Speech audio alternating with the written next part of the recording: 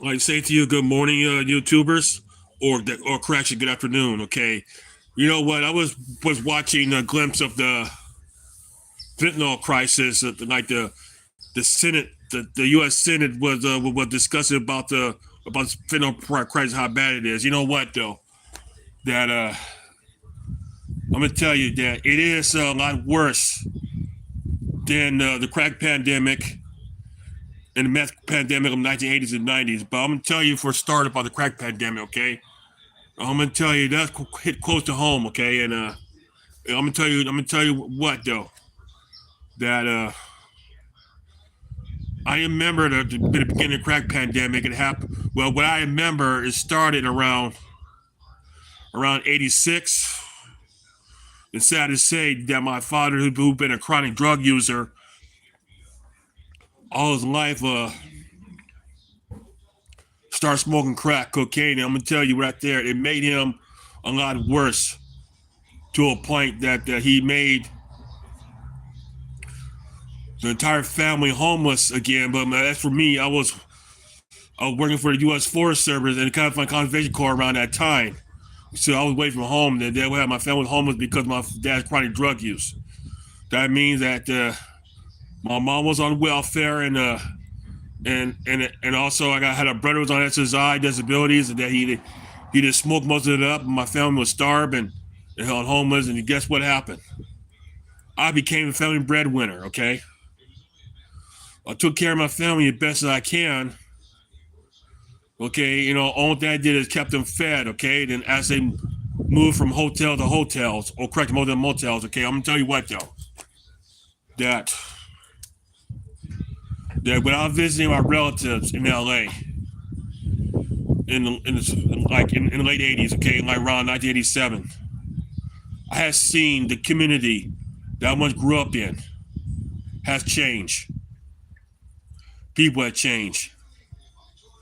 I seen crackheads roaming the street just like zombies. Okay, and I seen drug dealers, real young drug dealers that is street gangs driving brand new cars, having money in their pocket, and that to a point that a lot of young people no longer doing odd jobs in the community. Okay, so you know what though, before the crack pandemic, okay, I'm gonna tell you, I see my father drug dealers, with their lavish lifestyles, okay, especially I'm gonna tell you one of them, okay. I went to high school with in Paris, California, okay, so I'm gonna tell you, he's a troublemaker. He bullied me. He also sell drugs to my father. I had a job, okay. Remember, after I got out of high school, while I was in junior college, I was working in a grocery feed store, okay. And I saw how I was working hard, loading livestock feed in the hot sun. I seen a father drug dealer who's about a few years younger than I am, driving a small pickup truck with I'm gonna tell you, expensive stereo systems and blasting his rap music out loud. Okay, it so disgusts me right there that here I am working my butt off, making an honest living. Those sickens me and how my father promised me he'll help me buy a pickup truck. You know what? He ended up helping him with drive a pickup truck. So my home life is not that great, because my father once again trying to get money off of me. And I'm gonna tell you one moment I didn't because I need money for transportation to college. So he got mad and burned up my college books. Okay, that's when I left home and joined the California Conservation Corps. And then I find out that later on I came home and visit. Okay, for a few moments that I read in the newspaper in Paris that how one of my father's drug dealers and his fellow drug dealers who kidnapped and killed a rival drug dealer in Paris, California, and also drove them to drove the victims to abandoned California.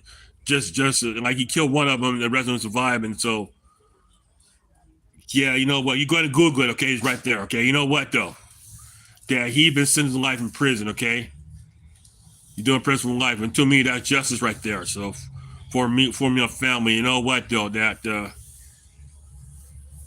I did And also too, when I was fighting fires for the U.S. Forest Service in the rural community, and like also we came across some meth labs. Okay, it was so bad the methamphetamine pandemic hit rural America at that time. You know what? It wasn't even talked about on the news at all because it was all hush hush. You know what happened? That my first fellow firefighter telling me how a 15-year-old girl died of a drug overdose of meth. That was sad though because he got injured on a job, so he was dared, and how the medical staff had to board her up everything because she afraid that like this is precaution just in case a person on drugs start wigging out. Okay, so what happened? She was dead on arrival. So she was only 15. And you know what? It's heartbreaking. Okay. And then what happened? It was a shooting. There are a lot of shootings of all drug dealers of young people getting killed. It happened all over America. Okay, around 1988. So at that time, 87, my mom died of cancer. Okay, we know what happened. My relatives got her away from my father, who was so chronic in his crack use that he no longer care about my mom or anyone else. So we left him out of the streets, but he died in the street 4 years later. So as I was saying, is moving on to the fentanyl crisis. Okay, so I'm gonna tell you right there that how the crack cocaine came under control around 1990s when the government started putting drug dealers in jail. And guess what happened? In 2000, around when Obama became president, he let drug dealers out of prison. And once again, drugs are flowing out of the streets. Okay. And now I'm gonna tell you something right there that is going on for the last 10 years is the opioid and fentanyl crisis. Okay, so I'm gonna tell you right there that it's real serious because I know I drive a bus and public transit. Okay, I have seen the once again change in the community. I've seen more homeless people than ever before. I say around after 2008. Okay, but I'm gonna tell you what they're very. But I've seen people on fentanyl very lethargic, and in Roman Street like zombies. I also seen them on the internet in Philadelphia, like druggies. Okay, like they're acting like zombies. Like when they be standing up, slouch over. Let me demonstrate for you. Okay, so all right, I gotta be careful with my bad knees. Like they be walking like this, walking around just like this. Okay, so I seen that when I was a bus driver. Okay, I work. Let me tell you, my bus yard is in downtown. Okay, we're surrounded by homeless encampments. Okay, that's how bad it is. It also was disgusting me the most that I seen drug dealers being in flocking in the area, selling them. Also, even the homeless shelters. How my coworker, I saw a drug deal go down as the security just turned their head. And also too that in my apartment I live in, we like I had a neighbor. She was a very nice lady. Okay, she's real nice. Okay, then her son moved in. Okay, maybe because his baby mama got him kicked out and put him in jail and all that, so he got nowhere to go. So what happened? What happened next? That I seen several cars are pulling up in our parking lot. Okay, I'll show you the clips of my parking lot and see. And I think I better leave my phone alone. Oh yeah, I can turn it around right here. See the parking lot right here? On the other side, the front garage. Okay, several cars a day. Okay, be showing up. Even early in the morning. Okay.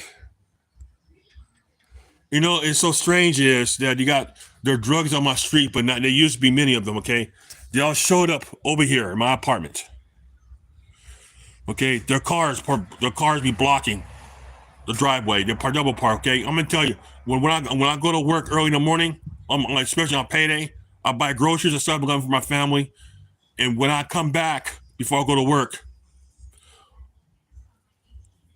a druggie be parking his car in my parking spot.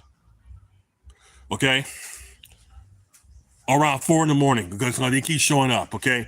I'm sure glad the landlord got rid of him because believe me, he was causing problems. Okay, even their drug customers be walking over here eating fruits and vegetables out of my garden, stealing it. Okay, all right, and killed my orange tree.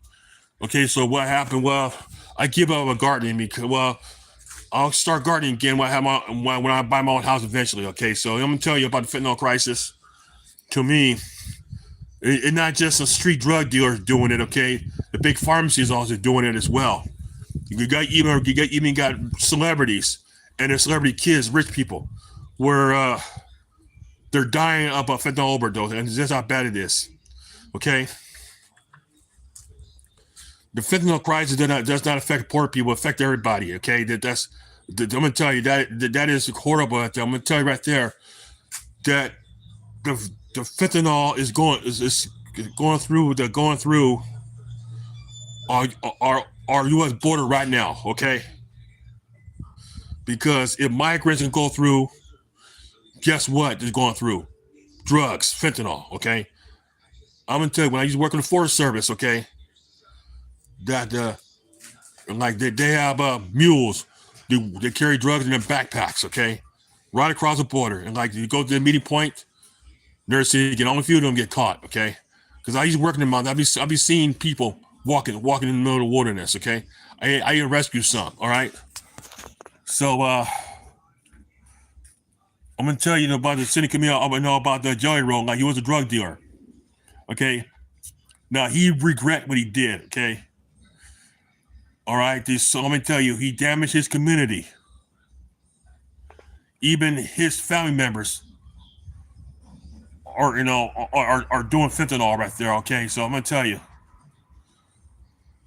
fentanyl crisis is horrible because I'm gonna tell you, it is a threat to our nation right now. It is because we're losing a lot of generations of people in the fentanyl. It is a crisis. Okay, a lot worse than crack and meth. Okay, what it is that the government look away to poor inner cities and poor rural America. Okay, because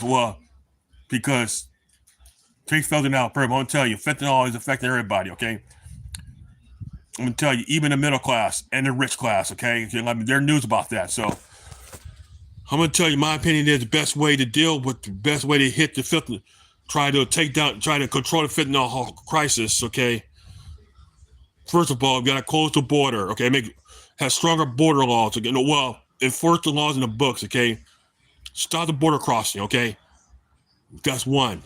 And also put drug dealers in jail for 20 years, okay? Not few years, because you put them in jail for a few years or less, they'll go right back out doing it again. Okay, lock them up for 20 years. Okay? That will too affect the supply chain right there. Because I'm gonna tell you, if way less people out there in the street doing drugs, okay, they're like, that means that it'll be less supply for the addicts, okay? That gives addicts a chance to like I say, be rehabilitated and clean up, okay? And also, my opinion is that I'm against putting drug addicts in jail for a long time. And you know what my opinion is? I say put them on probation, go to rehab. I'm gonna tell you, like if they violated the terms, put them in jail for a year, okay? Because that's probably because that would get them away from that environment so they can clean up and sober up.